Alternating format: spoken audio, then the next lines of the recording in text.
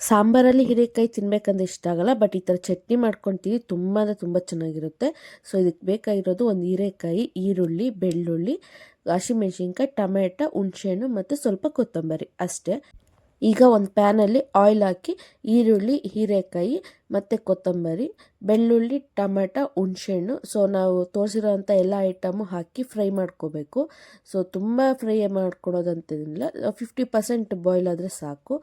ಈ ಚಟ್ನಿಯಲ್ಲಿ ಕಡಲೆಬೀಜ ಕೂಡ ಆ್ಯಡ್ ಮಾಡಿದ್ರೆ ತುಂಬ ಚೆನ್ನಾಗಿರುತ್ತೆ. ಸೊ ಸ್ವಲ್ಪ ಕಡಲೆಬೀಜ ತಗೊಂಡು ಅದನ್ನ ರೋಸ್ಟ್ ಮಾಡ್ಕೊತಾ ಇದ್ದೀನಿ. ಈಗ ನಾವು ಆಲ್ರೆಡಿ ಹೀರೆಕಾಯಿ ಎಲ್ಲ 50% ಬೆಂದಿದೆ. ಸೊ ಅದನ್ನು 50% ಆಗೋಷ್ಟು ಮಿಕ್ಸಿಯಲ್ಲಿ ರುಬ್ಕೊಂಡು ನಾವು ರೋಸ್ಟ್ ಮಾಡಿರೋಂಥ ಕಡಲೆಬೀಜನ ಹಾಕಿ ಇನ್ನೊಂದು ರೌಂಡ್ ರುಬ್ಕೊಂಡ್ರೆ ಸಾಕು, ನಮಗೆ ಚಟ್ನಿ ರೆಡಿಯಾಗಿರುತ್ತೆ. ಸೊ ಈಗ ಒಗ್ಗರಣೆ ಹಾಕ್ತಾಯಿದ್ದೀವಿ. ಆ್ಯಂಡ್ ಈ ಚಟ್ನಿ ಮಾಡೋದು ತುಂಬ ಈಸಿ. ಕಡಲೆಬೀಜ ಬೇಕು ಅಂದರೆ ಹಾಕ್ಕೋಬೋದು, ಇಲ್ಲಾಂದರೆ ಸ್ಕಿಪ್ ಮಾಡ್ಕೋಬೋದು, ಬಟ್ ಹಾಕಿದ್ರೆ ತುಂಬ ಟೇಸ್ಟಿಯಾಗಿರುತ್ತೆ. ಒಂದು ಸತಿ ಟ್ರೈ ಮಾಡಿ. ಈ ಚಟ್ನಿ ಮುದ್ದೆಗೂ ಸರಿ, ರೈಸ್ಗೂ ಸರಿ ತುಂಬ ಚೆನ್ನಾಗಿರುತ್ತೆ. ಆ್ಯಂಡ್ ಇದು ತುಂಬ ಈಸಿ ಕೂಡ. ಈ ವಿಡಿಯೋ ಇಷ್ಟ ಇದ್ದರೆ ಲೈಕ್ ಮಾಡಿ. ಬಾಯ್.